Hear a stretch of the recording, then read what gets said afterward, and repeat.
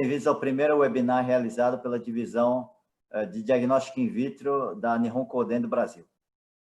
Meu nome é Márcio, eu sou responsável pela divisão. A Nihon Kohden tem como filosofia contribuir para o mundo combatendo as doenças e melhorando a saúde com tecnologia avançada. Essa tecnologia, a divisão de diagnóstico in vitro, trouxe há mais de 4 anos com o objetivo de combater as doenças e melhorar a saúde no Brasil. Nesse período, o país, mesmo em um difícil ambiente econômico, entendeu claramente a nossa proposta.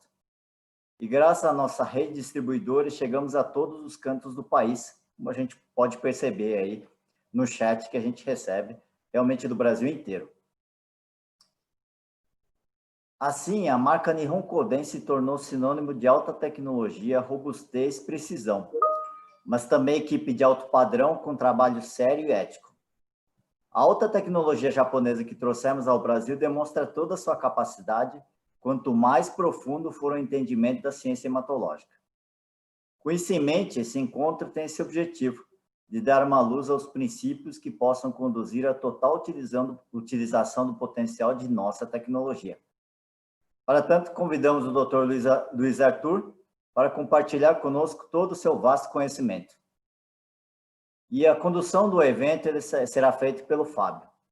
Desejo um bom compartilhamento de conhecimento a todos. Fábio, fica à vontade.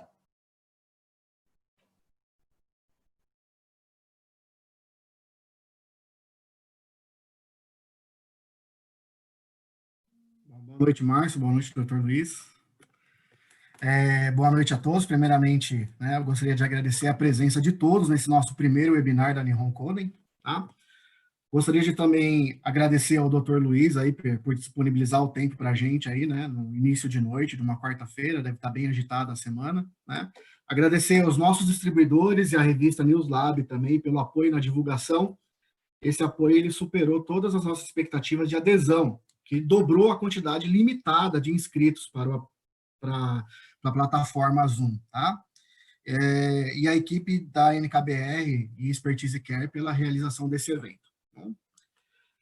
Como eu falei, devido a esse grande número de inscritos, foram quase 1.000 pessoas, e a plataforma foi contratada para 500 pessoas, nós estamos fazendo um streaming em tempo real pelo YouTube, tá? Então, nós resolvemos fazer isso daí também para o YouTube, para que todos possam assistir e interagir com o Dr. Luiz nessa palestra, tá?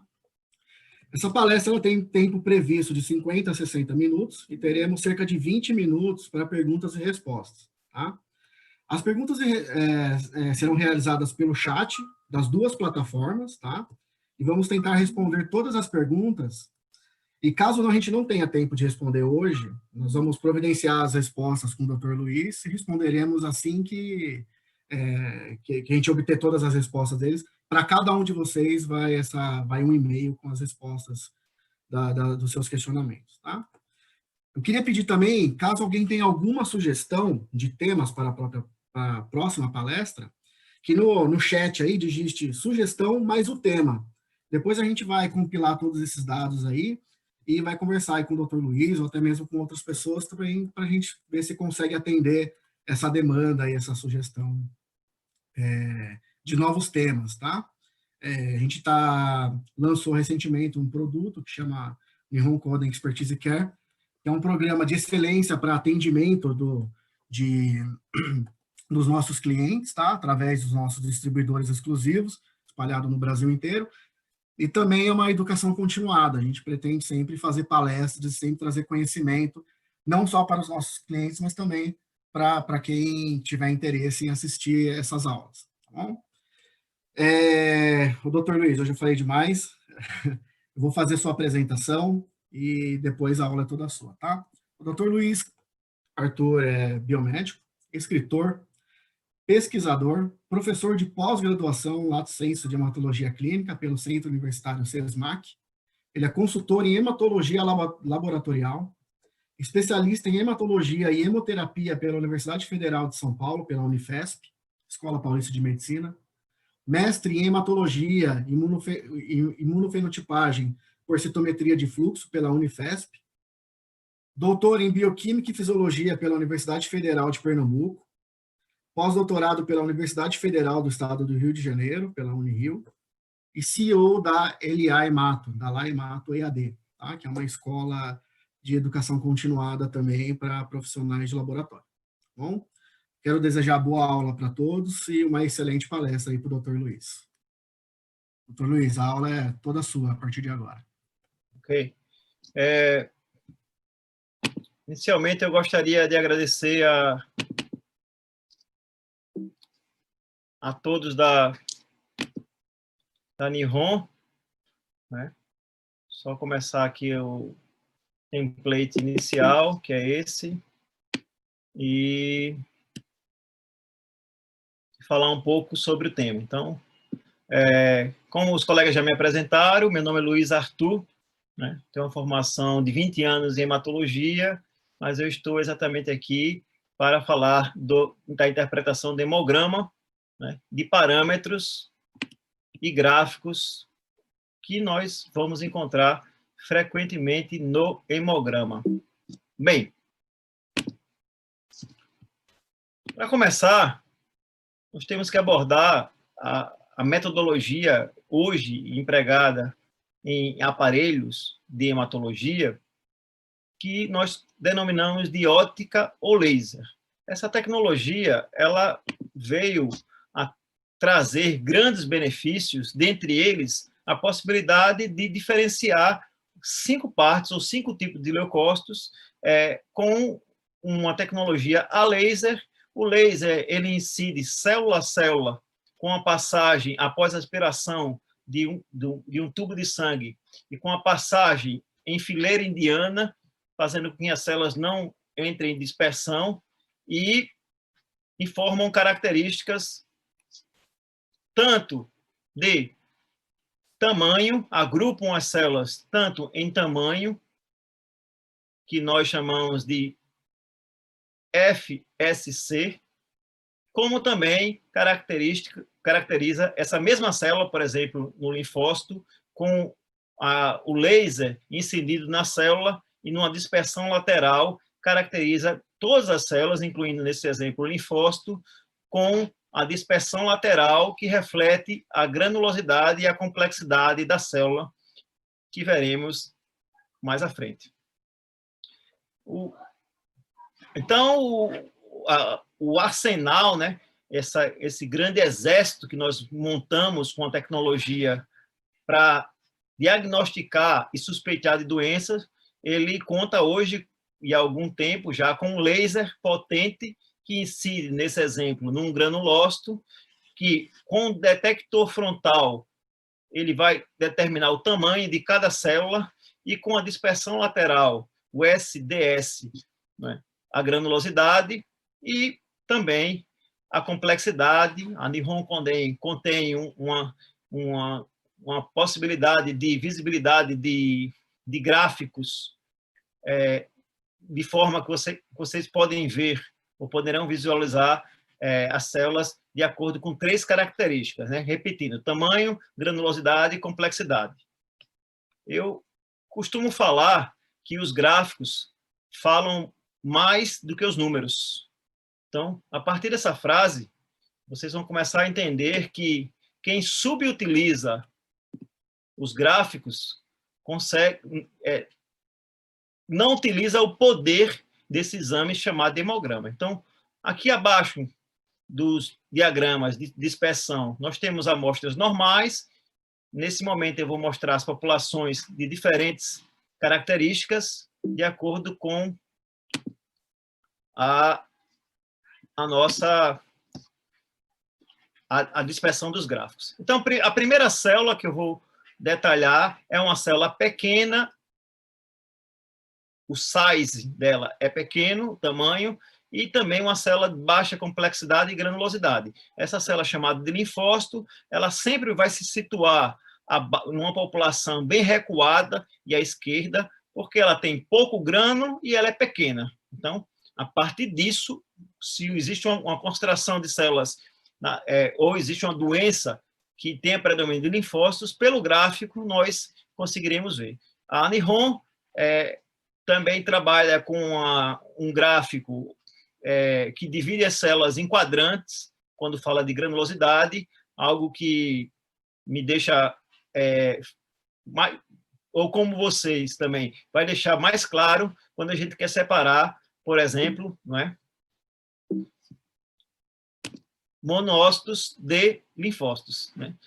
Em relação aos basófilos, vocês vão entender mais à frente que, na verdade, os basófilos eles não estão no meio entre os linfócitos e os monócitos. Os basófilos eles são células granulocíticas, então eles vão se desviar da esquerda para a direita, e quando eu falar de leucemia mieloide crônica, vocês vão ver que os dot plots, que são pontos, né, no gráfico, vão estar claros. Então, essa tecnologia também permite muito bem a detecção de monócito. Falando de neutrófilo, o neutrófilo é uma célula de tamanho intermediário, né? Olha, o tamanho, ela está quase lá em cima, não chega a ser a maior célula do sangue, a maior célula é o monócito, mas é uma célula que tem muito grânula, então observe que ela vai sempre se desviar para a direita ou para baixo.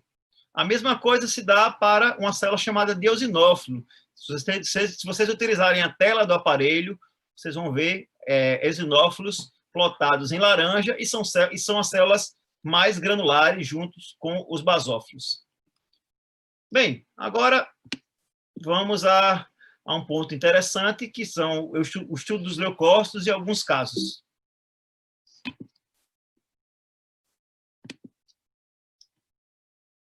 Para entender e interpretar o leucograma e o hemograma em si, vocês devem se debruçar sobre essa informação.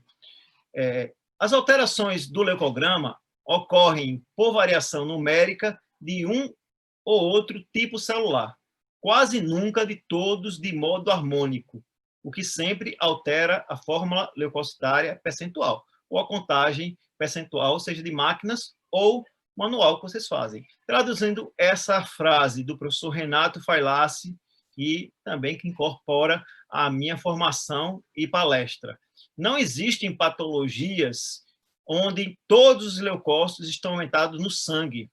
Por mais que a leucemia mieloide crônica a gente tenha aumento de vários granulócitos, a gente tem diminuição de linfócitos. É assim que funciona, e esse vai ser o grande indicador de patologias que nós vamos falar mais à frente. É importante que a gente conheça as características morfológicas das células, dentre elas, os blastos, uma célula grande que pode cair na região de monócito ou acima de monócito, certo? Nenhuma tecnologia eletrônica até o momento consegue contar essas células blásticas, que são células muito comuns em leucemias agudas, são células grandes, com nucleolo evidentes, com citoplasma escasso, uma complexidade grande. Os promielócitos, os mielócitos e os metamielócitos são hoje contados como IG, que são immature granulocyte, traduzindo, granulócitos imaturos, são contados juntos, certo? E existe um grande dilema quando a gente fala de neutrófilos bastonados e neutrófilos segmentados.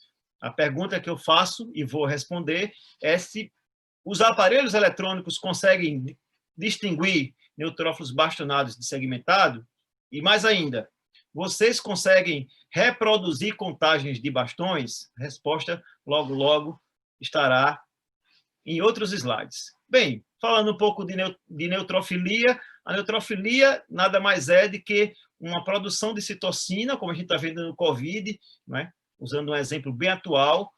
As citocinas, elas chamam os neutrófilos para o foco inflamatório e infeccioso, muitas vezes, e a liberação e a abertura dessa porta para o tecido. E também um outro processo que ocorre bastante é um recrutamento de células granulocíticas medulares para o sangue periférico. Então, isso a gente define como neutrofilia, aumento dos neutrófilos no sangue periférico, com um valor que excede a 7.000 células. Destaco também que é essencial que vocês comecem a interpretar o hemograma, não só por gráficos, mas como também por dados numéricos absolutos. Os neutrófilos liberados na circulação, eles saem por diapedese para o tecido, são atraídos para o foco inflamatório infeccioso, e logo após isso, a gente também tem uma mobilização via eixo hipotálamo, hipófise, suprarrenal, com um processo adrenérgico, e o cortisol, ele mobiliza mais neutrófilo de uma reserva, de um pool mitótico, que é a margem do vaso, para a circulação. Então, o nosso organismo ele é muito preparado para liberar neutrófilos da circulação para a corrente sanguínea, e isso se deve a isso, né? Na verdade, a neutrofilia é o aumento do trânsito dos neutrófilos no sangue. Muita gente acha que neutrofilia e granulações tóxicas estão associadas à infecção, e eu vou mostrar o que realmente elas são. Então, nesse desenho, a gente encontra o compartimento circulante, nós temos 50% dos neutrófilos no compartimento circulante e também 50% na margem do vaso. Dependendo do processo adrenérgico infeccioso, eu sempre falo que o processo infeccioso ele é um processo de estresse, é um processo que libera muita adrenalina e cortisol. Então, a gente tem muito aumento e a gente tem esse trânsito, né? Esse gatilho, né? Que faz com que os neutrófilos saiam do sangue para o tecido. Ele sempre vai fazer isso. O neutrófilo é uma célula que não tem uma meia-vida no sangue periférico maior do que 6 horas. Bem, o primeiro exemplo aqui de um aparelho eletrônico da empresa, né? É de um caso de leucocitose, né, de 26 mil, com neutrofilia de 25.400, e daí eu vou, em vez de ficar interpretando o número, eu vou passar diretamente para o gráfico, porque dessa forma é que se trabalha. Se eu, antes de observar o número, tivesse olhado o gráfico, eu observaria que só existe uma população de célula. Traduzindo, só existe células plotadas, né? Dot plot são pontos coloridos, em tradução, uma tradução para o inglês, né? Pontos em cores. Só existem células granulocíticas e grandes, né? Então, essas células são chamadas de neutrófilos, né? Vocês podem observar que nesse terceiro quadrado aqui, o terceiro quadrante, né? Terceiro gráfico, a gente tem pouco linfócito e pouco monócito. Então, eu não preciso trabalhar com número nesses casos. O gráfico já me diz tanta informação que o número, às vezes, se torna algo menor.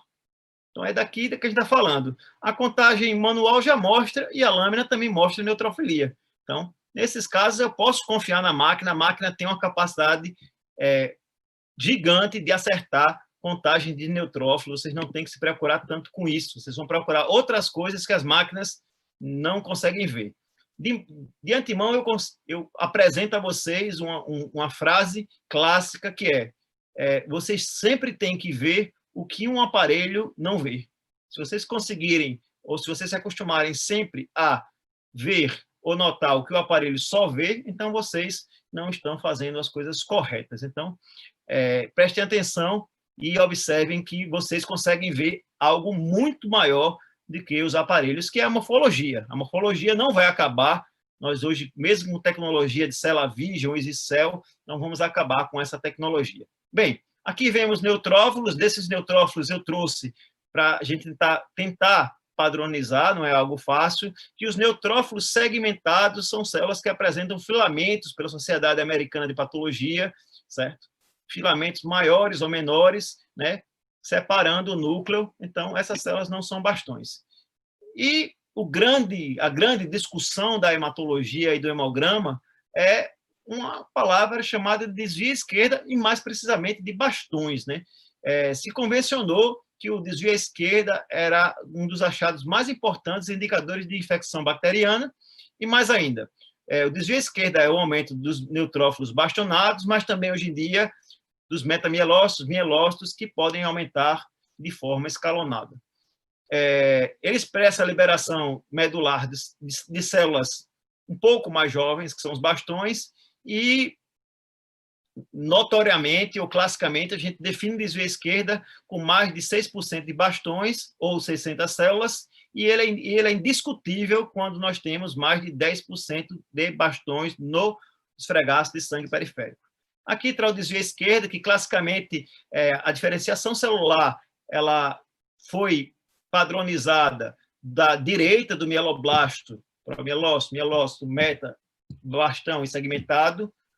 sempre para o lado direito, e quando a gente tem aumento de células à esquerda, de forma didática, como são bastões, nós chamamos isso de desvio à esquerda.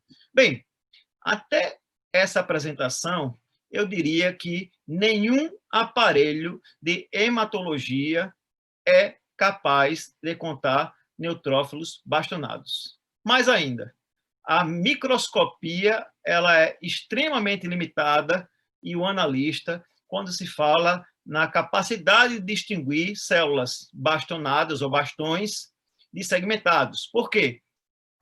Existe uma baixa reprodutibilidade desse índice, dando um exemplo. Se eu hoje sou um analista de laboratório, vou contar uma lâmina que tem 25 mil leucócitos, como falamos aquela, com neutrófilos, e conto 10 bastões, um colega meu pode chegar logo depois, pegar a mesma lâmina e contar 17, 18, 19 bastões, porque não existe essa precisão. Contudo, a Nihon traz um índice, né,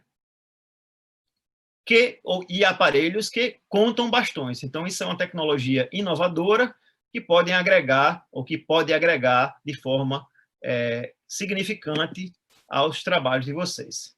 Outro ponto, aqui um laudo do aparelho, né, de um caso importante. Alguns aparelhos, eles contam leucócitos e ultrapassam a linearidade, mas o que eu quero trazer para vocês aqui, na verdade, é quando um aparelho, ele, na contagem de leucócito, por exemplo, e também na hemoglobina, ele emite uma informação chamada de over, que é como se fosse excesso, certo? Ele excedeu alguma coisa. Então, a gente, nesses casos, já sabiamente, ou nessa tecnologia, a gente sabe que exige diluição. Como é feita essa diluição e como foi feito nesse caso, que é o mesmo hemograma, só para deixar claro para vocês. Após a diluição, alguns desses aparelhos têm diluição automática, outros fazem diluição externa com diluente. Se vocês forem diluir, utilize o diluente do reagente, fazendo diluição de 1 para 2, 1 para 4, 1 para 8 ou até 1 para 10. E após uma diluição com o fator de correção, nós vimos que, nesse caso, o paciente tinha 139 mil leucócitos, um paciente anêmico com hemoglobina, com anemia importante. Esses neutrófilos, na sua maioria, eram neutrófilos que está sendo mostrado aqui em rosa, tá certo? Nós temos eosinófilos, temos uma curva de monócitos aqui importante, muitos granulócitos e eosinófilos, e aí a gente começa a pensar que patologia pode ser essa que nós temos neutrófilos, nós temos linfócitos, nós temos granulócitos imaturos com desvio à esquerda e até basófilos. Então, para muitos isso poderia ser difícil, mas a Nihon traz outro incremento que nós chamamos de contagem de bastões, onde vocês veem faixa, a tradução ao pé da letra de bastões é faixa mesmo, tá certo? Porque band não é traduzido como bastões, mas nesse caso nós tínhamos 20,3% de bastões contado por máquina, e ainda mais nós tínhamos o indicador de quadro infeccioso bacteriano ou leucemia mieloide crônica, que é a presença de mais de 3% de granulócitos imaturos, que nesse caso nós tínhamos 17%. Vamos percorrer um pouquinho, eu sei que todo mundo gosta de uma coisa chamada de morfologia, e aqui eu trouxe a morfologia desse caso, mostrando que o paciente apresentava neutrófilos não com granulações tóxicas, mielócito neutrófilo, neutrófilo segmentado, bastões, metamielócitos, uma plaqueta gigante. O que é uma plaqueta gigante? É uma plaqueta que tem um diâmetro maior do que todos os eritrócitos, uma policromasia. Então, a gente tem sinais aqui também, tanto de hemólise e principalmente sinais de o que a gente chama de metaplasia mieloide, comum na leucemia mieloide crônica. Na mesma lâmina, blastos, tá certo? Um blasto aqui, vocês devem contar e dominar isso, metamielócitos, mas com predominância sempre de neutrófilos segmentados, aqui um metamielócito, e um mielócito, me desculpe. E aqui a gente pensa agora numa coisa que depende de vocês, né? O que seria as granulações reacionais, mais propriamente o que seriam as alterações reacionais ou tóxico-degenerativas nos neutrófilos, né? Elas são comuns em infecções, inflamações, neoplasias, também na gravidez. Elas podem ocasionar, né, presença de neutrófilos reacionais, que essas alterações reacionais são as famosas granulações tóxicas, a vacuolização citoplasmática no neutrófilo, que ainda é muito importante, e numa boa coloração, como o meio Grunwald Giemsa, que eu tomo como exemplo, é o corpúsculo de Dolly. E o que é a granulação tóxica, né?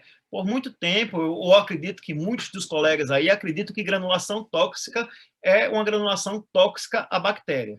Então, eu acho que eu vou quebrar esse paradigma, mostrando que a granulação tóxica é uma persistência da granulação primária de promielócito por aceleração da neutropoiese. Esse processo de aceleração da neutropoiese nada mais é do que a gente já falou daquela neutrofilia provocada pela turnover de medula óssea, né?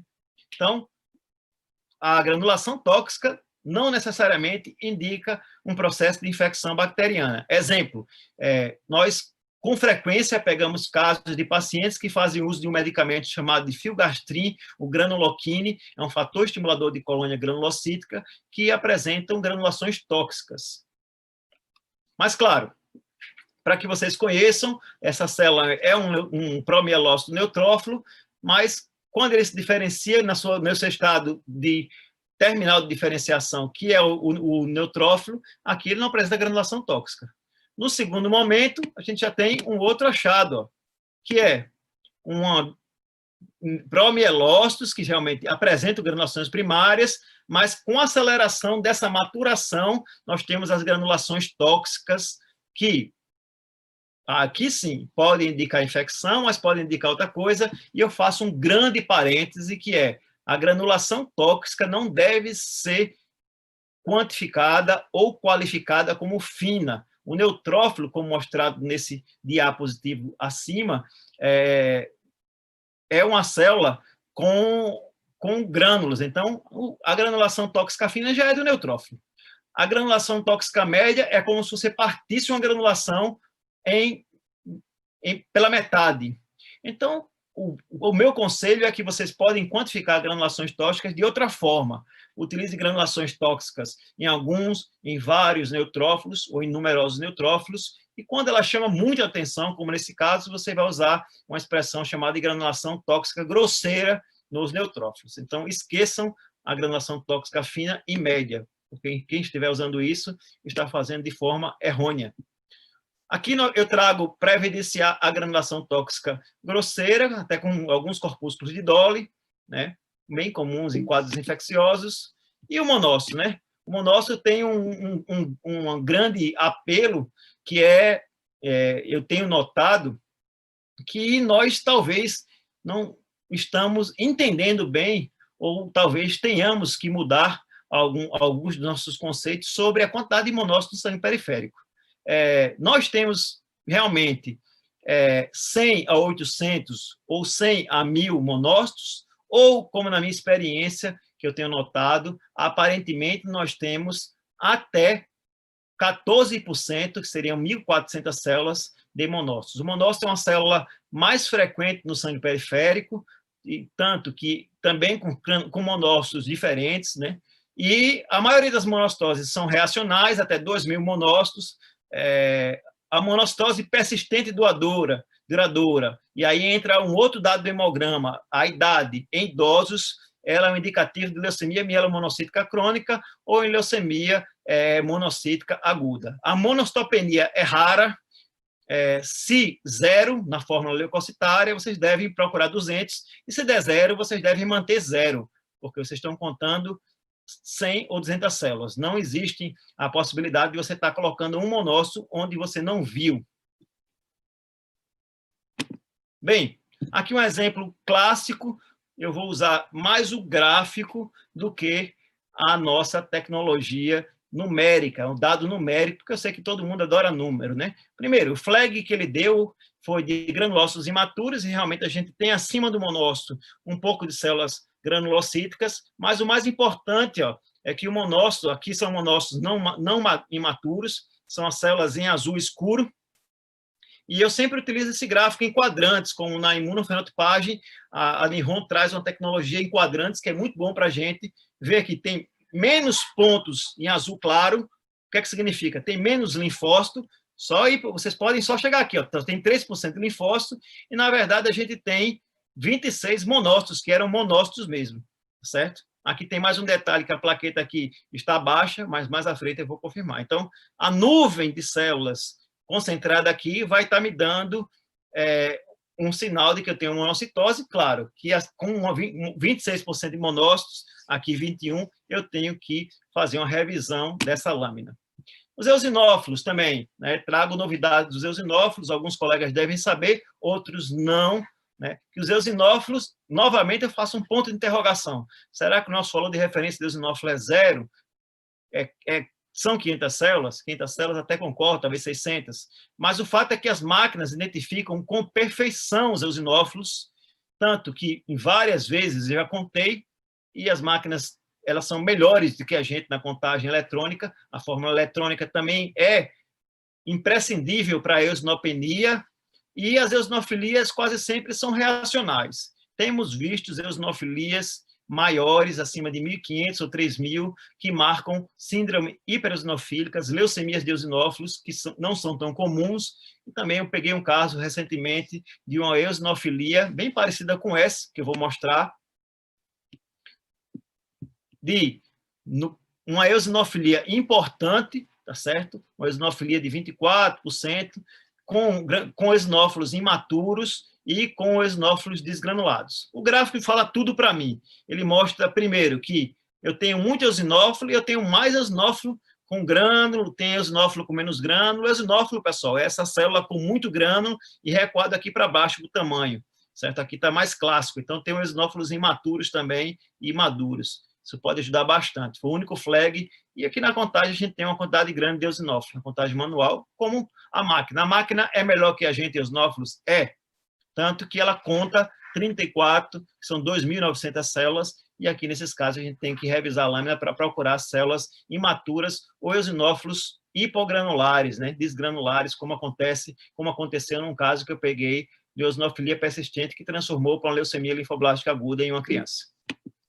Bem, em relação ao basófilo, há colocações importantes que, primeiro, o basófilo ele tem o seu valor de referência até 200 células e até 3%, acima de 3%, ele é um forte indicador, né, a basofilia de leucemia mieloide crônica, e muito usual a basofilia, os basófilos acima de 3% em doenças mieloproliferativas ou neoplasias mieloproliferativas, né, polistemia vera, trombocitemia essencial, é uma marca da doença. A contagem de basófilos era péssima por contagem eletrônica, contudo, com as melhorias de reagentes e também distribuições gráficas, a gente consegue ver hoje e confiar muito nas máquinas, certo? Algumas colocações que existem colegas médicos aqui não devem fazer, né, ou não devem solicitar, que eu já vi, contagem de basófila, porque a contagem de basófila é ridícula, né? Como é que a gente vai contar uma célula aqui praticamente tem valores de referências curtos, e a basopenia não existe. Agora, eu faço uma demonstração aqui de uma basofilia no paciente com leucemia mieloide crônica. Os basófilos não vão estar situados aqui, mas a gente vê que ele tem eosinofilia, tem neutrofilia. Eu só estou usando o gráfico, olha que eu esqueci o que tinha ali, tá certo? E ele tem aqui alguns pontos ainda pequenos de basófilo. Na lâmina, nós conseguimos ver basofilia, que eu mais à frente eu vou mostrar o que é um basófilo. Bem, os scatterers, eles estão potentes quando nós temos linfocitoses, né? Esse caso é um paciente que tinha uma leucometria de 16.300, me desculpe, e com uma linfocitose importante. Na presença da linfocitose, olhem o gráfico, eu estou vendo uma grande população de células pequenas com linfócitos de diferentes tamanhos. Ó. Essa mais abaixo aqui são linfócitos pequenos. Com essa tecnologia, eu ainda consigo ver que tem mais linfócitos e que esses linfócitos aqui, por revisão de lâmina, né, esses são critérios de revisão de lâmina, essa linfocitose importante, acima de 5.000 você revise lâmina, e ele deu um alarme de linfócito atípico. Isso faz com que eu tenha que primeiro ter essa informação. Em lactentes, a gente não deve ligar muito para a linfocitose. Em crianças, o grande enigma e o grande desafio dos pediatras e dos nós patologistas clínicos, hematologistas, é como é interpretar a linfocitose na criança. Claro, as crianças têm muito mais linfócitos, mas, se atípico, sempre atentar e mais doença febril, com a linfocitose, nós estamos frente a um quadro viral. É só você solicitar ou investigar, como no caso da dengue, por exemplo, sorologia, seja por NS1 ou outras que vocês vão encontrar quadro viral. Em adultos e idosos, principalmente, vocês vão encontrar uma linfocitose persistente, acima de 4.000, né? Esses pacientes fazem uma leucocitose importante, e o que é que pode ser? Pode ser esplenectomia, essas esplenectomias diminuíram muito no Brasil, a leucemia linfocítica crônica ou linfomas leucemizados. Aqui o linfócito atípico em pequeno aumento. O linfócito atípico ele tem uma característica de hiperbasofilia citoplasmática ou basofilia citoplasmática, que é a margem, certo? Azul aqui, e ele tem um pleomorfismo nuclear. Vou aumentar essa imagem para que vocês possam ver. Uma das características do linfócito atípico é que cada campo que você vai passando, ele vai mudando sua forma. Ele nunca é igual. Um linfócito atípico no mesma lâmina, ele nunca é igual ao outro. Então, essa é a primeira dica. Segundo, com a proximidade das hemácias, ele muda a sua forma. Veja que ele vai adequando aqui o citoplasma à forma das hemácias. É uma característica dos linfócitos, né? E mais, nós podemos encontrar linfócitos atípicos ou linfócitos hoje chamados de reativos, que eles são reativos contra vírus, linfoplasmostoides, com basofilia citoplasmática. E o mais importante de toda essa mensagem aqui é que vocês só devem considerar linfócitos reativos aumentados quando maior que 5%. Não cometam o erro de muitos colegas do Brasil que ficam escrevendo em laudos 1% linfócito atípico, 2% linfócito atípico, 2 linfócitos atípicos. O médico vai, primeiro, ficar em dúvida. O paciente vai abrir esse exame e vai achar que ele está com a maior doença do mundo. E terceiro, não tem valor quando não está acima de 5%. Bem, os linfócitos reativos eles são comuns na doença mononucleose infecciosa, na citomegalovirose, no toxoplasmose, em viroses eruptivas, no HIV e também na AIDS, já peguei até plasmócitos, uma explosão plasmocitária, na rubéola, nas hepatites, na dengue, um marcador importante de doença viral, né, mesmo com leucopenia, com desvio à esquerda, mas na dengue a gente tem muito linfócito atípico. Agora vamos falar um pouquinho das leucemias agudas, da parte gráfica, bem na parte numérica. Se convencionou que as leucemias agudas, nesse caso uma leucemia mieloide aguda, com maturação, eu hoje não utilizo mais o termo M1, M2, M3, eu vou esquecer um pouco disso, mas vocês podem ainda considerar, se vocês gostam da classificação FAB de 1976, que a leucemia mieloide aguda, ela teria uma tríade leucêmica. Só que, se essa tríade leucêmica existe, ela é formada por neutropenia devido a uma infiltração medular e um déficit de produção de neutrófilos, uma anemia por diminuição da hemoglobina, com hemoglobina de 7,7, e uma plaquetopenia.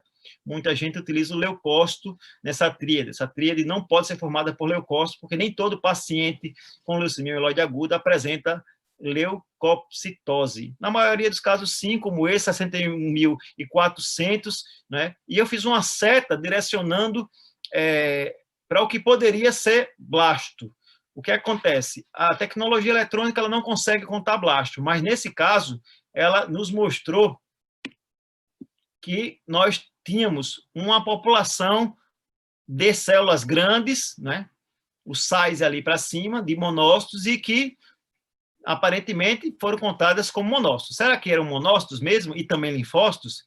Bem, na minha experiência, você se deparando com linfocitose e com essa tríade, você deve ir na lâmina que você vai encontrar células com nucléolos evidentes, muitas vezes, né, e grandes, que nós chamamos de blastos. O aparelho deu um alarme, blasto. Deu qualquer alarme, vá para a lâmina. E na análise microscópica, nós quebramos essa ideia de que poderia ser monócito, porque nós encontramos, nesse caso, 94% de blastos. Bem, aqui é um exemplo de leucemia monocítica aguda. Eu vou trazer um pouco de novidade e tecnologia que a gente utiliza em em alta performance de interpretação gráfica, que é um paciente que não tinha uma leucocitose importante, mas tinha uma monocitose de 2.500 células, e observe, ele não tem monócitos de um tamanho só, ele tem monócito que vai gerando uma curva ascendente, que significa que eu tenho um monócito desse tamanho, desse e desse. Traduzindo, na leucemia mielomonocítica, no caso da leucemia monocítica aguda, desculpe, nós temos monócitos de diferentes tamanhos, tá certo? Está vindo para o mercado índices também que conseguem dizer anisocitose de monócito, mas nesse gráfico, com essa curva assim, ó, eu consigo ver que tem monócitos de diferentes tamanhos. Se eu quiser ir para o outro parâmetro, para o outro quadrante, eu vou ver muito monócito, tem um pouco de outras células granulocíticas aqui, certo? Aqui ele deu flag de monócito, a gente tem que conferir na lâmina. Em relação aos granulócitos imaturos, as máquinas hoje são muito precisas, esse índice é validado por várias publicações internacionais, e o que é que nós consideramos como granulócito imaturo? O IG, que vocês vão ver lá, são o metamielócito, o mielócito e o promielócito, tudo junto. Bem, aqui só mostrando que a Nihon ela consegue fazer uma contagem, se não só de 5 partes, ela faz de 6, 7 partes, porque ela conta os bastões e os granulócitos imaturos em porcentagem e valor absoluto. Lembrando que é metamielócito, mielócito e promielócito, tudo junto. Aqui um clássico exemplo de doença granulocítica, né? O paciente com 31 mil leucócitos, com 22 mil neutrófilos. Os neutrófilos são essas células aqui, ó, plotadas com mais complexidade e mais granulosidade, ó. Tem muito neutrófilo, tem muita outra célula aqui, basófilo, provavelmente, vou mostrar a vocês aqui, ó, aqui, né, basófilo aqui, que vai ser refletido aqui. Nós temos uma doença que tem desvio à esquerda, left shift, que significa desvio à esquerda, granulócito imaturo, neutrofilia, basofilia, eosinofilia. Essa doença, normalmente, é uma leucemia mieloide crônica. Mais importante, não fiquem só em um gráfico, se vocês têm 3 ou 4 gráficos. Esse gráfico aqui, como eu tinha prometido, e agora eu vou cumprir a promessa, vocês vão ver aqui nessa distribuição pontos em roxo. Essas células são basófilos, e os basófilos são praticamente marcadores da leucemia mieloide crônica. Por que é importante essas observações que vão fazer que no futuro, com o cromossomo Philadelphia, a BCR e a BL1, fechem o diagnóstico e monitorem a doença? Porque quase 50% dos casos da leucemia mieloide crônica são assintomáticas. O diagnóstico é feito ao acaso quando algum de vocês faz um hemograma. Então, não esqueçam disso. Mensagem dada, morfologia também. A leucemia mieloide crônica, como eu estou mostrando para vocês, é uma doença que tem muitas células com grânulos metacromáticos e purpúricos, nós chamamos de basófilo, aqui numa seta vermelha, ó, basófilo, quase um mastócito, mas mastócito não é uma célula, então isso é um basófilo, 5 basófilos. Nós temos granulócitos imaturos, como maturos, neutrófilos segmentados, é uma doença granulocítica, né? Blastos e promielócitos juntos, esse é o blasto mais evidente, certo? Então, aqui nós temos uma série de características, e fica claro que quanto mais basófilo nessa doença, que aqui tem 6, a doença se torna mais agressiva. E outra coisa, muito importante, com a progressão da doença para a fase da crônica, da acelerada, nós teremos muita basofilia, e se nós encontrarmos no sangue periférico ou medula mais de 20% de blastos, nós estaremos nos deparando com uma situação catastrófica, que é uma transformação de uma leucemia mieloide crônica para uma leucemia mieloide aguda, normalmente. Eu trouxe um caso meu aqui, que é de um paciente com 504 mil leucócitos, deixando claro que a leucemia mieloide crônica ela pode apresentar entre 25 mil até 500 mil leucócitos, mostrando, se vocês deixarem sedimentar esse tubo, vocês vão ver uma camada de leucócitos muito maior do que a hemácia e praticamente não tem plasma. Aqui a gente está vendo blasto, mielócito, né, a característica da doença, né, basófilos e bastões, vocês vão ver muitas dessas células.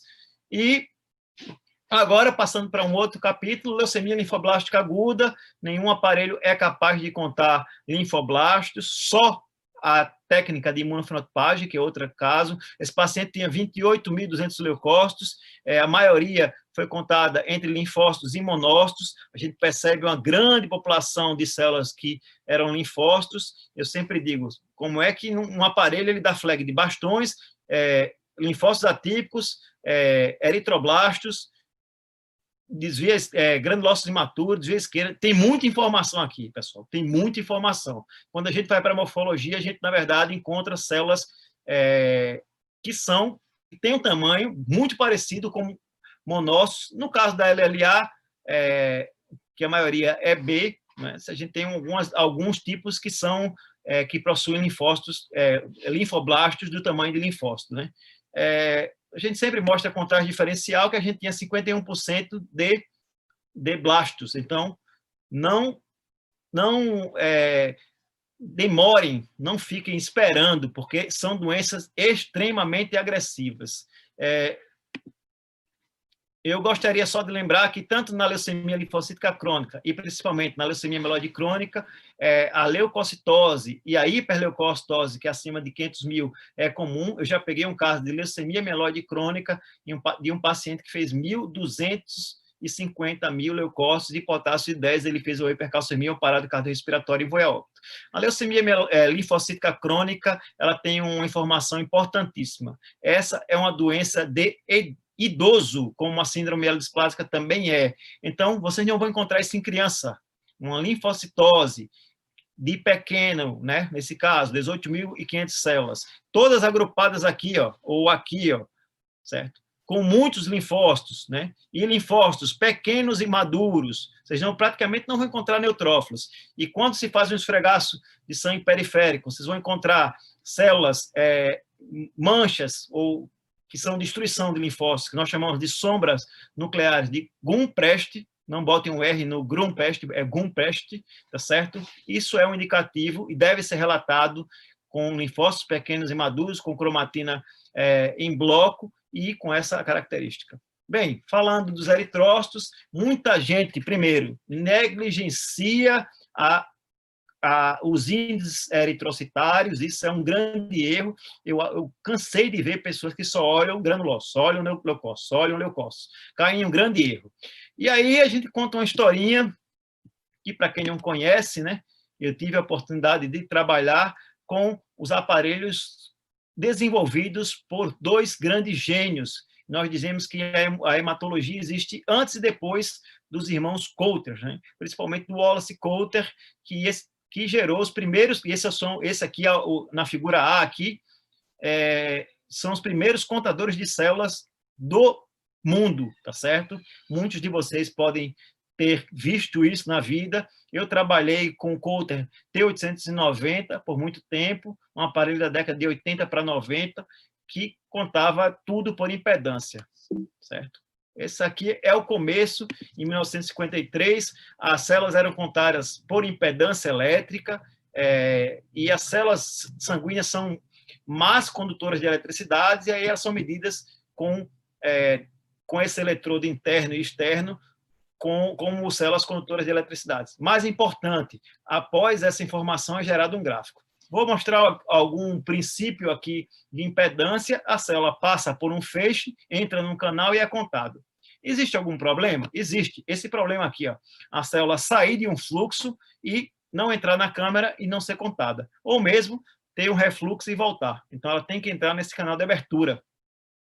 Para tanto, a Nihon traz uma tecnologia que nós chamamos de Dyna-Helix Flow, né? Que é uma tecnologia, mostrando a vocês, muito parecida com a de leucócito. Ele alinha as células junto com fluxos laterais e faz com que um reagente continue de forma circular, fazendo com que as células fiquem em fileira indiana, passem uma a uma, centralizadas. Ela evita retorno de célula, melhora a precisão de uma tecnologia ainda empregada para contagem de eritrócitos, plaquetas e leucócitos totais. Então, esse Dyna-Helix Flow, ele contribui para alinhar as células e fazer com que as células não caiam fora do orifício. Então, excelente. Aqui o Dyna-Helix Flow, mostrando o fluxo em fileira indiana. e a contagem de eritrócitos. Isso aqui é algo que pouca gente conhece, ou se conhece, esquece que conhece, porque existiu um camarada chamado de Gauss, e ele, matematicamente, quem faz hemograma tem que entender de matemática e de estatística, né? Ele mostrou que a curva de Gauss, né, como essa, né, gerava uma curva precisa, né, alongada, que começava e terminava. A informação do eritrócito, ele gera curvas, e essas curvas eles são importantes. Eu vou mostrar para vocês que o pico da curva, ele vai te mostrar o VCM, né? Vocês podem estar achando que isso aqui que eu estou falando não tem tanta importância. E a abertura, o RDW. O RDW, CV, coeficiente de variação, é abertura, e o RDW-SD é calculado com RDW dividido por um desvio padrão do VCM. Bem, falando de forma mais sucinta, se a gente desloca, ou se o aparelho desloca a curva de Gauss, ou a curva do eritrograma, melhor dizendo, para o lado direito, a gente vai ter macrocitose. Claro que essa macrocitose pode ser massas em Rouleau, cria aglutininas e algumas outras coisas que a gente conferir, mas normalmente é macrocitose. Quando é deslocado para a direita, nós temos microcitoses, e aí a gente interpreta, né, o deslocamento da curva, principalmente com macro-microcitose. Novamente, observem gráficos, né? Aqui, na abertura, vai mostrar o RDW, a anisocitose. Quanto mais essa curva for aberta, maior a anisocitose. Preste atenção para esses casos, né? O princípio é simples, a gente precisa de uma solução de Lise de hemácias, então, uma câmera a gente vai alisar hemácias e contar leucócitos. Também aconselho que confie na dosagem de hemoglobina, por favor, ninguém faça o que alguns colegas fazem, né? Pegar uma caneta aqui e riscarzinha, a contagem de hemoglobina deu 13, mas eu quero que seja 14. Não façam isso, porque isso não existe. Vocês não podem fazer isso. Nós trabalhamos hoje com tecnologia, que são fotômetros precisos, bons e que raramente erram. Entrando aqui num índice chamado de Mentzer, né? O William Mentzer desenvolve um índice em 1973, né? Um índice que ficou esquecido pelo mundo, né? E a tecnologia da Nihon traz, que é um VCM dividido pelo RBC em milhões. Para que serve esse índice, né? Esse índice ele serve para alguns fins, que são o índice de Mentzer maior, e a máquina fornece isso, de que 13 vai te indicar que provavelmente você está, se for uma anemia microcítica hipocrômica, frente a uma anemia ferropriva. Quando ela está abaixo de 13, o índice de Mentzer vai te dizer que provavelmente é uma beta-talassemia.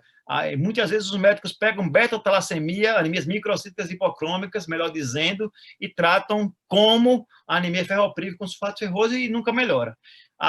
O RDWI é um RDW derivado do índice de Mentzer. Quando maior do que 200, nós temos anemia ferropriva. Quando menor, nós temos beta-talassemia. Então, não esqueçam desse índice. Aqui mostrando uma anemia ferropriva, eu faço questão de mostrar não só o RDW de um paciente com anemia leve, microcítica hipocrômica. A hipocromia é definida por muitos autores o CHCM. Eu prefiro utilizar os dois índices.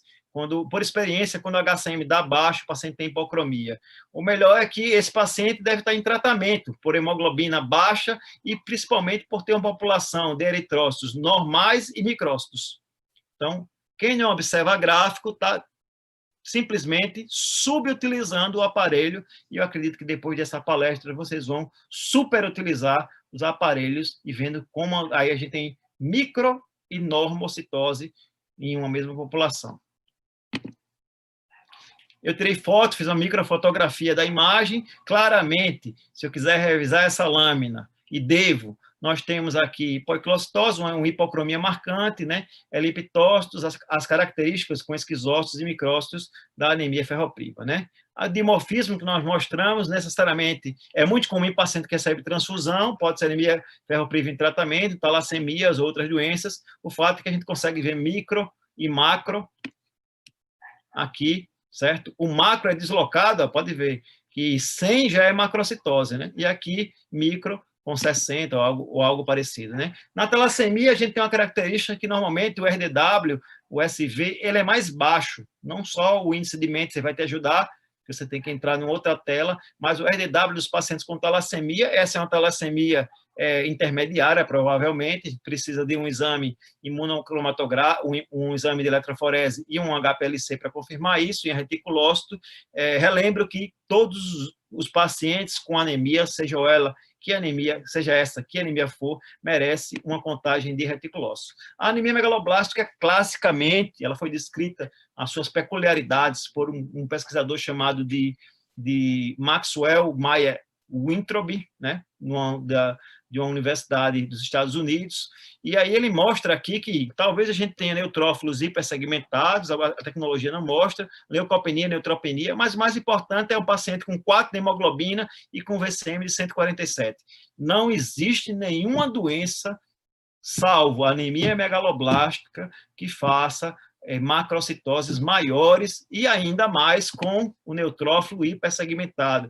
Eu já peguei casos de anemias macrocíticas, eu encontrei um neutrófilo hipersegmentado, relatei, o neurologista fez diagnóstico de uma anemia megaloblástica num paciente que não andava mais, estava em cadeira de roda. Então, não deixem de revisar lâminas com anemias macrocíticas maiores ou menores. Né? Aqui a população desviada só mostrando a macrocitose. Olha o pico, não precisa nem de pico, né? Desviou tanto que eu posso te dizer para vocês aqui que ele tem aqui um absurdo de VCM, né? De 130, talvez, né? Por que não? Os esquizócitos, aqui eu vou falar de uma doença gravíssima que a gente esquece, certo? Um paciente com hemoglobina de 8, com plaqueta de 72 mil, a gente vê um pouquinho de plaquetas com distribuição diferentes, aqui células esquisitas, mas eu trouxe uma imagem melhor e para mostrar a vocês que vocês podem estar deixando de ver uma emergência médica, um paciente que faz tromboses gravíssimas, uma microangiopatia trombótica, tá certo? Que acontece até na COVID, mas acontece mais numa púrpura trombocitopênica trombótica ou na síndrome hemolítica urêmica, e a característica morfológica como está na seta, esquizócitos, certo? Define até screening para CIVD, junto de trombocitopenia, veja que vocês não estão vendo plaquetas, e de sinais de hemólise, sejam eles policromasia, como visto aqui, ou eritroblasto. Essa tríade aí, ó, isso é uma tríade de verdade, vai te levar a um diagnóstico no futuro de CIVD, PTT, quadros gravíssimos de tromboses ou de síndrome hemolítica urêmica. Finalizando, vou falar um pouco sobre plaquetas. As plaquetas, se já foram negligenciadas, hoje também temos que atentar para as plaquetas. Normalmente faz uma curva de Gauss normal, ó, não está baixa. A distribuição de plaquetas, aqui temos 3 em campo, mas se for em condições normais, a gente vai ter 5, 6, 7, né, por campo. E alguns detalhes que eu trago de aulas minhas é que a coleta do tubo tem que ser bem feita, em amostra de DTA, muitas vezes coletada, nós repetimos coleta com citrato na suspeita de trombocitopenia, pseudotrombocitopenia e dos DTA. Observem a linearidade do manual. Sua máquina de pequeno porte conta 1 milhão de plaquetas, sua máquina de pequeno porte conta 2 milhões de plaquetas. Novamente, eu já caí numa armadilha dessas que em nenhum momento me deparei com um hemograma que tinha 1.500.000 plaquetas e o paciente, após diluição, apresentava mais de 2.300.000, era uma trombocitemia essencial, e revisão de lâmina para plaqueta abaixo de 100.000 ou acima de pelo menos 600.000 células, 500.000 plaquetas, 600.000 plaquetas, né? Que várias causas, né? Não vou entrar em tantos detalhes, a plaquetopenia imune, induzida por EDTA, microangiopatia, falência medular, né, com as leucócitos, leucemias agudas, o hiperesplenismo, a megaloblastose, o alcoolismo e as doenças virais, como na dengue, por exemplo, e até agora na COVID a gente tem, sim, multiplaquetopenia. Eu trouxe um caso de plaquetopenia extrema, foi de um paciente que, quando ele dá aquele asterisco ali, ó, pode ser que sua plaqueta nem seja essa, de 5.000, seja menor. 5.000 plaquetas, o paciente tinha um diagnóstico, era uma criança de púrpura trombocitopênica imunológica, a morfologia nos ajudou. Veja que ele não conseguiu nem nos dar o mais importante também, junto com a plaqueta, que é o PDW, o VPM e índices plaquetários, como plaquetógrafos, né? Mas a morfologia nos ajudou, né? Uma plaqueta muito grande, relata em macroplaquetas, principalmente em pacientes com trombocitopenia, certo? E utilizem e desutilizem e utilizem novamente índices como o PLCC, que vai mostrar no gráfico lá no final macroplaquetas, né? Então, o gráfico ainda ajuda tanto que faz coisas milagrosas aí, né? Esse gráfico mostra que a abertura da curva, novamente, me dá o PDW. O PDW é um índice muito confiável e, quando ele aumenta, ele nos dá valor, um poder muito grande que a gente tem de plaquetas grandes, né? Junto com o VPM, nós temos plaquetas aumentadas.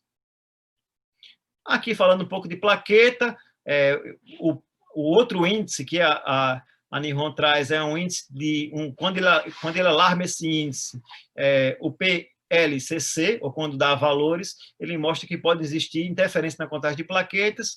E aí, para finalizar, eu trago 2 casos importantes. O paciente pacientes acima de 600 mil plaquetas, eles podem ter abrir investigação para trombostomia essencial. Nesse caso, com mais de 1 milhão, a investigação é quase certa de trombostomia essencial. Veja a lâmina de um paciente com muita plaqueta por campo, tá certo? E com basófilo e neutrófilo. E no outro caso, eu trago um caso de 21 mil plaquetas com PDW e principalmente PDW muito alto. A gente está mostrando que tem plaquetas, olha lá, plaquetas normais, mas plaquetas aqui diferentes. Então, ele está mostrando agregado plaquetário. Esse clump aqui, ou clumps, são agregados plaquetários. Vamos ver o que é agregação plaquetária, e o laudo vocês devem simplesmente colocar como agregação plaquetária interferindo na contagem de plaquetas. Essa plaqueta não deve ser contada, não deve ser relatada, e essa coleta deve ser refeita com citrato de sódio para confirmação da plaquetopenia. Então, por fim, eu gostaria de agradecer de várias formas, né, com várias línguas, com obrigado, gracias, né, gracias, merci, thanks, e, claro, em japonês, que eu não sei pronunciar, a todos vocês. Espero que eu tenha cumprido o meu objetivo. Também gostaria novamente de agradecer a Nihon pela oportunidade, e como eu sei que vão ter muitas dúvidas, eu vou deixar meus contatos ali, pessoal, meu Instagram, 8299979862, o meu LinkedIn ali, Luiz Arthur Calheiros Leite, e o meu Instagram. A gente está sempre fazendo muita mobilização de conteúdo no Instagram, então, por favor, me sigam, né? Se querem informação, que é o Luiz, com Z, _Arthur 37. Então, passo a palavra para o Fábio e agradeço a todos que estão aqui e espero que tenham gostado da nossa apresentação.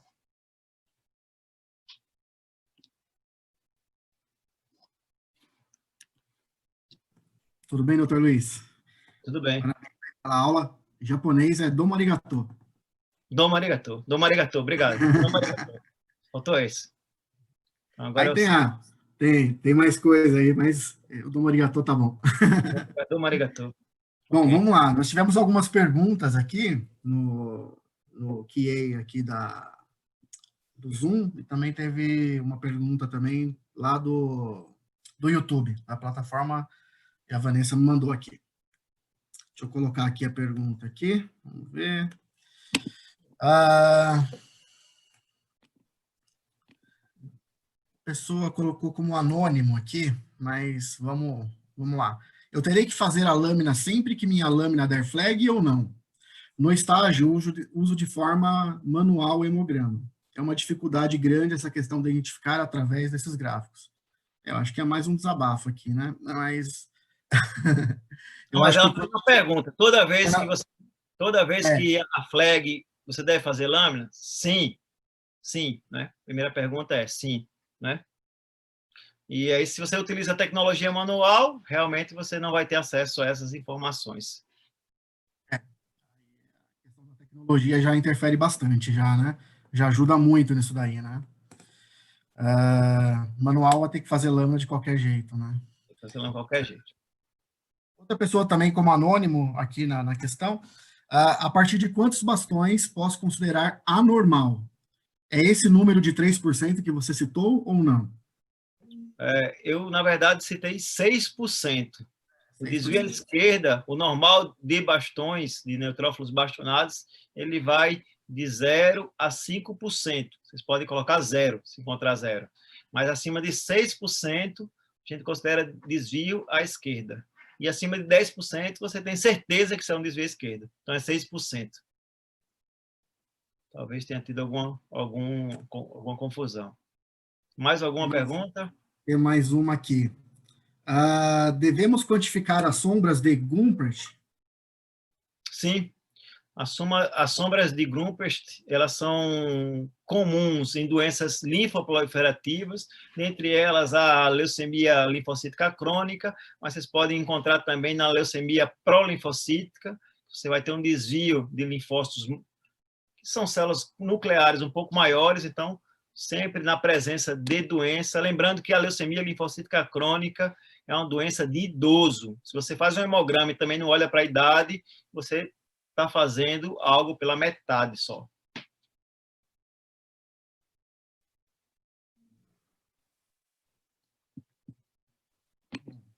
Mais alguma pergunta aí, colegas? Tem sim. Chegou algumas perguntas agora aqui. Ela tem a Ana Carolina França, ela tem um equipamento, ela tem um seu TAC-G, que dá flag na grande maioria dos pacientes, né? Peraí que entrou um quadrante aqui na minha frente. E a maioria não condiz com a lâmina. Existe um valor mínimo para fazer a lâmina? Mínimo de flag? Eu acho que isso daí é uma questão, Ana Posso Carolina. responder. Posso responder. Pela nossa Sociedade Internacional de Hematologia Laboratorial e pelos nossos consensos, mesmo brasileiros, de por experiência, toda vez que existir um flag, deve ser feito lâmina. Como também, não é tema dessa aula, pacientes de UTI, pacientes oncológicos e pacientes de doenças infecciosas devem ser confeccionado lâmina. Então, existe uma coisa chamada de critérios para a realização de lâmina. Então, flag é um deles. Toda vez que o seu aparelho der um flag, por exemplo, granulócito imaturo, band, você vai lá e vai fazer a lâmina. Tem um bocado de gente aqui no bate-papo, não sei se eu vou... Existem perguntas aqui no bate-papo também, viu?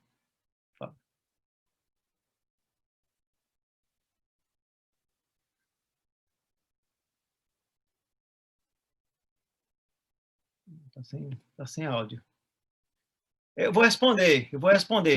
Já que o nosso colega está sem áudio, eu vou responder. Foi um pouco... Passou um pouco rápido aqui a pergunta. Sugestão para o próximo evento. Falhou o áudio aqui. Desculpa. Uma sugestão para o próximo evento, que inclusive eu domino essa tecnologia, a citometria de fluxo em hematologia, as aplicações. É deixar claro que a citometria de fluxo é uma metodologia incorporada à imunofenotipagem. Então, se vocês querem esse tema, vocês devem conversar com o Fábio. Não há problema da gente abordar, não. Tem mais perguntas aqui, Fábio. Pode fazer aí. Bastante pergunta. Tem bastante pergunta. As perguntas estão chegando agora aqui. Vamos ver. Mas a gente tem tempo ainda, né? Tem um pouco de tempo, então ótimo, né? Vejo que na eliptose hereditária não são emitidos flags. Esse equipamento citado consegue detectar? Não há nenhum equipamento eletrônico hematológico que consiga detectar poiquilocitoses. O que são poiquilocitoses? Alterações na forma dos eritrócitos. Então, a eliptocitose hereditária, que é uma doença que tem mais de 50%, no esfregar sangue periférico, nós vamos encontrar mais de 50% de eliptócitos, ela não é detectada por flag, e sim por morfologia. Então, na presença de uma anemia leve, seja como for, você deve fazer essa lâmina para detectar essa doença.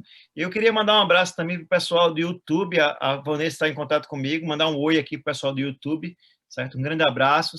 Eu deixei meus contatos, vocês podem fazer perguntas para mim direto, ou depois pelo Fábio, que eu vou responder todas. Pode continuar, Fábio. O Nelson A. de Oliveira, Júnior, A apresentação do IG dispensa o detalhamento da série mieloide? Não, pelo contrário. Essa apresentação talvez não tenha sido tão focada em parâmetros indicadores de infecção, como o IG, mas o granulócito imaturo acima de 3%, ele vai indicar, principalmente pela literatura, sepsis neonatal, acima de 4% também, é um consenso de alguns laboratórios. Só que, como ele diz, granulócito imaturo, você que tem que dizer pela morfologia quem são. Você tem que dar nome, como nós usamos a expressão, né? Dê nome aos bois, né? Porque se ele dá 4% ou 17%, você vai ter que dizer, são 5 metamielócitos, 7 mielócitos e 2 promielócitos. O aparelho não consegue distinguir. Essa é a sua função quando ele dá o alarme de granulócito imaturo ou quando ele conta. Então, isso aí fica para a gente, pessoal. A gente tem que saber quando usar e quando não usar. Você disse que poderíamos dar dicas para as próximas palestras. Se possível, gostaria de dar dicas sobre hemograma manual. Eu posso... Fábio, quer responder? Ou porque hemograma manual, eu não trouxe esse slide, mas eu vou tentar explicar um pouquinho o que é um hemograma manual. Eu sei que em alguns lugares vocês utilizam, mas tanto eu quanto o professor Renato Failassi, nós, há algum tempo, fomos a um cemitério e sepultamos o microhematócito, como nós também vamos sepultar, que é isso, fazer um sepultamento de técnicas manuais hematológicas. Então, a tendência, colegas, é que vocês venham a adquirir máquinas de pequeno porte, procurem os seus distribuidores e não façam microhematócito. Eu já enterrei isso, eu vou enterrar até que no quintal de casa, tá certo? E o próximo índice que eu vou enterrar vai ser o VHS. Se prepare, porque vai ser um exame em desuso. Então, não utilize técnica manual, não utilize corante ruim, para não dizer outra palavra, que são os corantes panóticos. Eles são corantes que simplesmente vão destruir o hemograma de vocês. Tem mais alguma pergunta aqui, eu acho. Na realidade, aqui, ó, tem o Otávio Gomes de Oliveira, lá do YouTube. Ele perguntou, na verdade não é uma pergunta, tá? Ele só está falando, é um desabafo aqui. Ele está falando que ele vai ter que assistir umas 10 vezes, né, o vídeo. Quanta informação e conhecimento. Então, obrigado. Assim, aproveitar que, assim, nós vamos disponibilizar a gravação para vocês no YouTube, tá? Então, quem não conseguiu, pegou pela metade, pode entrar na página da Nihon Coden, lá no YouTube, e pode assistir o vídeo quantas vezes quiser. Tem uma boa pergunta aqui, na verdade, uma sugestão, Fábio, que essa sim a gente, eu acho que consegue atender. Um colega pede para a gente fazer um webinário, né? Uma apresentação sobre hemoglobinopatias. Eu vou mais além, a gente pode falar sobre série vermelha, falar das hemoglobinopatias e continuar falando um pouco mais sobre a diferenciação de hemoglobinopatias de anemias ferroprivas, né? Falar um pouco mais de anemias. E aí sim a gente abordaria as anemias, as hemoglobinopatias. Isso aí é questão... vocês têm que pedir, solicitar ao Fábio, mas eu estou só fazendo dando um espaço que é um tema bem interessante. Tem uma pergunta aqui, também não se identificou como anônimo. Qual o método de contagem mais aderida para a contagem de plaquetas em lâmina? O método hoje que eu utilizo e que a maioria dos colegas utilizam em lâmina, primeiro, você só deve ir à lâmina quando existe uma plaqueta abaixo de 100 mil, ou quando você tem uma plaqueta de 150 mil, 140, 130, num paciente que vai baixando, certo? E aí você pode revisar a lâmina. Nesses casos, se não for pseudotrombocitopenia que você vai ver em lâmina, você deve utilizar um método chamado de Barbara O'Connor, né? Se vocês quiserem mais detalhes, é só você contar, vou falar muito rápido aqui, você deve contar, isso eu acho que vai ficar mais para um outro estudo sobre plaquetas, né, Fábio? Quando a gente falar de plaquetas, né? Sim, sim. Aí, mas é o método de Barbara O'Connor, talvez hoje em dia, hoje eu não posso falar tanto isso, mas fica para depois aí. Tem mais alguma coisa? Tem duas perguntas do YouTube também aqui. O Robson Soares, lá do YouTube, ele falou o seguinte: tive um caso essa semana, conforme mostrou o gráfico, duas curvas do RBC. Então, a gente fala de dupla população no RBC, né? Sim. Devo só relatar presença de dupla população o RDW não saiu o valor. Como relata o RDW? Aí fica um pouco mais complicado. Não, não é tão complicada, não. Na presença de dupla população, se o seu RDW não sai o valor, não há problema. Se você tem dupla população, você tem que ir à lâmina e ver qual é a dupla população. A dupla população, por experiência, também é muito comum em pacientes transfundidos. Paciente, por exemplo, que tem uma anemia hemolítica, ou mesmo que tem uma talassemia, quando faz transfusão, ele tem hemácias pequenas e hemácias normais. Então, o que é que você vai fazer? Você vai lá e vai relatar microcitose e macrocitose. Isso é a dupla população que a gente falou. E aí você vai estar resolvendo sua situação. A dupla população, às vezes, é micro, né? A primeira curva lá, e a segunda pode ser normal, e aí é isso que você tem que fazer. A dupla população requer revisão de lâmina, né? Acho que é isso que ele queria. E também buscar um pouco do histórico ali, né, da amostra, né? Que às vezes pode ser talvez também o paciente acabou de ter uma transfusão de sangue, né? Então colheu do braço, ou até mesmo uma beta-talassemia, né? Major aí, descompensada. Sim, né? sim. Tem um colega que faz uma pergunta aqui, uma observação. A aula foi muito boa e o tempo passou muito rápido, né? Não vou fazer autopropaganda, eu prefiro fazer propaganda de quem me recomendou, mas a gente sabe que as coisas boas da vida são as coisas que passam rápido, né? Não significa dizer que depois a gente não vai fazer outro, né, Fábio? Parece que pelo que eu estou vendo aqui, vai ter que ter mais alguns aqui, né? Como disse, a gente tem o departamento de Expertise Care, a gente vai fazer mais aí para levar conhecimento para as pessoas.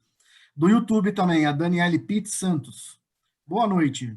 Você tem observado alterações no hemograma de pacientes suspeitos de Covid-19? Essa é bem atual, né? Bem atual, e eu estou bastante atualizado.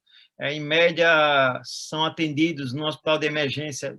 Nós temos vários hospitais de emergência, não só em Maceió, mas todo o Brasil. Hoje a gente tem 30 mil casos, então, uma experiência de 30 mil casos não é pouca, né? 30 mil casos no nosso estado aqui.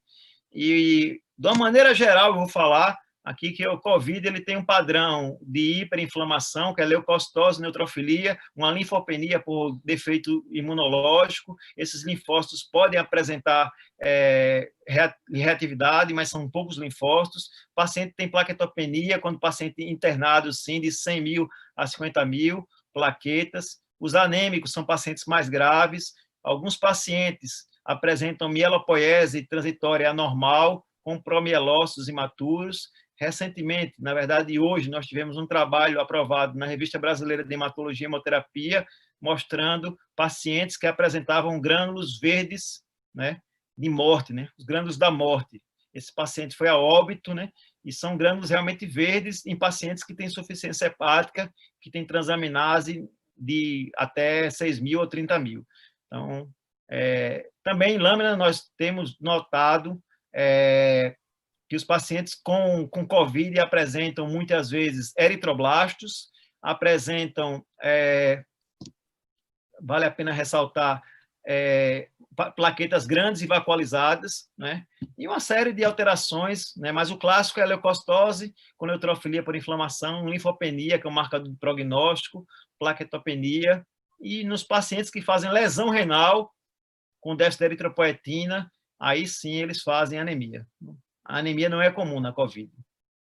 Aí algum colega já colocou aí os cristais da morte. Logo, logo vocês vão ver o artigo que a gente publicou, vão ler na revista. Tem mais pergunta aqui, ó. Desvio à esquerda. Se você quiser ler, Fábio, ou eu posso ler aqui, tanto faz. A Gabriela... o pessoal está fazendo em 2 locais diferentes, 3 locais, né? No QA e no chat. Né? Então... Estou no chat aqui. Um participante havia perguntado anteriormente sobre a detecção de desvio à esquerda escalonado e hiato leucêmico nos gráficos. Bem, o hiato leucêmico, eu acho que vai ficar para outro momento, que seria quando nós tivéssemos que abordar a importância do hemograma nas neoplasias hematológicas. E aí eu falaria o que seria hiato leucêmico. Né? É um espaço na diferenciação quando a gente tem predominância de blastos e neutrófilos segmentados. Não é? A máquina não consegue detectar isso, mas, claro, ela conta segmentado e dá um flag de blasto, então ajuda bastante. Né?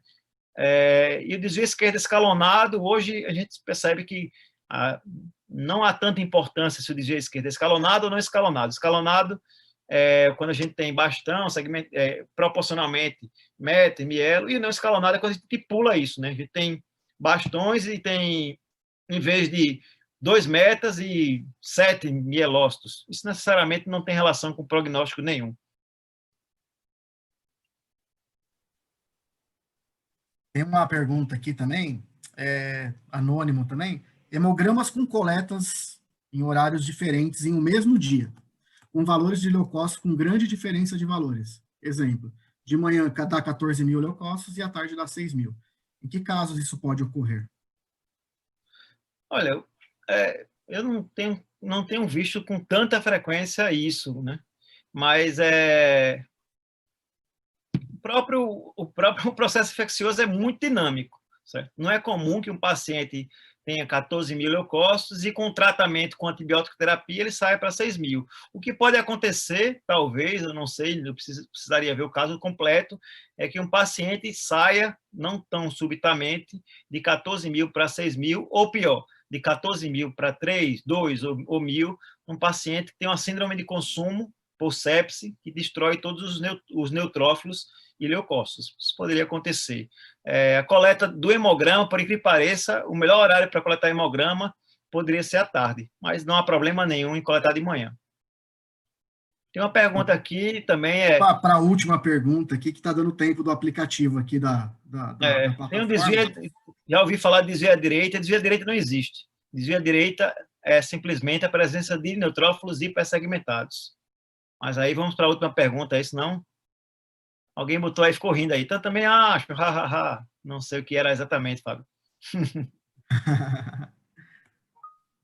Tem bastante pergunta, acho que... Sensacional, alguém botou sensacional. Sensacional o quê? Não entendi. Direita mesmo. Ah, sim. Bom. Por que o horário de coletar o hemograma é à tarde? Porque é melhor, a gente não tem interferência do processo adrenérgico, da coleta, né? Mas só que isso não é realidade, né? A gente não coleta hemograma à tarde, a gente coleta hemograma de manhã. Então, por mais que seja melhor, não é o que se faz, né? Então, só que o Lucas... Pode terminar, doutor, desculpa. Não, eu estou vendo aqui, Lucas. O doutor Lucas Igeri aí, ele já fez a pergunta umas 3 vezes, já eu não consegui fazer a pergunta. Se a gente pode confirmar se esse aparelho conta bastão. No caso, acho que ele está citando o seu TAC-G. Tá? Sim, isso daí ele é comprovado, ele foi validado, né, com técnica manual, tá, no Japão, pela Universidade de Tóquio. Tá? E a gente tem todo o estudo aí para mostrar que sim, ele conta bastão. Tá? Isso vai depender aí de uma calibração, né, de uso do reagente corretamente.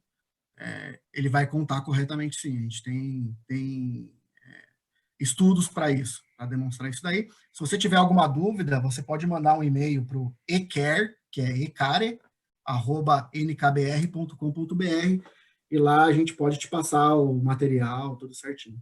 Tá bom? Alguém fez alguns comentários aqui que eu não gosto muito de ler, mas você é o melhor, a maravilha de palestra. É bom, né? Porque aí significa que nossos colegas vão me chamar de novo aí, já que eu sou o melhor. Com certeza. Esse negócio de o melhor não existe, não. Alguém está perguntando se ainda utiliza o termo crise blástica? Sim, utiliza, né? Eu gostei desse comentário, eu vou ler. Obrigado, doutor Luiz Arthur e Nihon Condem, pela oportunidade. É do Itamar Cruz, né? Eu acho que isso aqui é o que eu queria falar do final, né? No final, obrigado, né? É ele que está agradecendo, então agradecer a Nihon e a mim, mas principalmente a Nihon, que gerou essa oportunidade, né? Você, se for cliente, se você não for cliente, procure conhecer mais equipamentos da Nihon, que vão te ajudar bastante aí. Então é isso, pessoal. Vou liberar o doutor aí para jantar. Não, por mim, tem até o colega dizendo aqui. O Itamar aqui, se agora também já está o tempo, né? Já está dando tempo aqui do aplicativo, né, do Zoom. Eu queria agradecer de novo, mais uma vez, você, doutor Luiz, pela oportunidade, né? Com certeza faremos mais, vamos compilar todos esses dados, as respostas aqui, as perguntas que foram feitas e não deu tempo de responder. A gente faz a compilação, manda para o senhor, aí você faz aí uma revisão, manda para a gente encaminha para todos os participantes, tá? As perguntas, para todo mundo ficar sabendo também da resposta, né, da pergunta que o outro colega fez. E agradecer a todos aí pela participação, tá? Todos se mantiveram aí firmes aí entre Zoom e YouTube. Foi muito bacana, tem muita pergunta aqui e com certeza virão novas oportunidades aí em breve, né? Queria agradecer aí em nome da Nihon Kohden do Brasil a você aí por essa aula aí sensacional. Obrigado pelo sensacional. E em breve teremos outras aulas, eu acho que talvez um pouco, talvez estratificando o hemograma em eritrograma, anemias, né, como vocês pediram, leucograma e alguns índices, plaquetas, novos índices plaquetários, e talvez neoplasias hematológicas, que vocês no momento que vocês me convidarem, eu estarei à disposição. Gostei muito de trabalhar com o Nihon, então... Siga o Dr. Luiz aí no Instagram, que ele faz palestra aí todo dia, praticamente. Siga a Nihon Kohden também aí nas redes sociais, no LinkedIn, no YouTube, tá? Em breve estaremos aí em outras plataformas também. E sempre vocês vão estar atualizados aí sobre novos webinários aí. E treinamentos também, por que não? Tá bom? Vou encerrar aqui o vídeo, doutor. Muito obrigado mais uma vez. E até a próxima. Muito obrigado mesmo. Muito obrigado.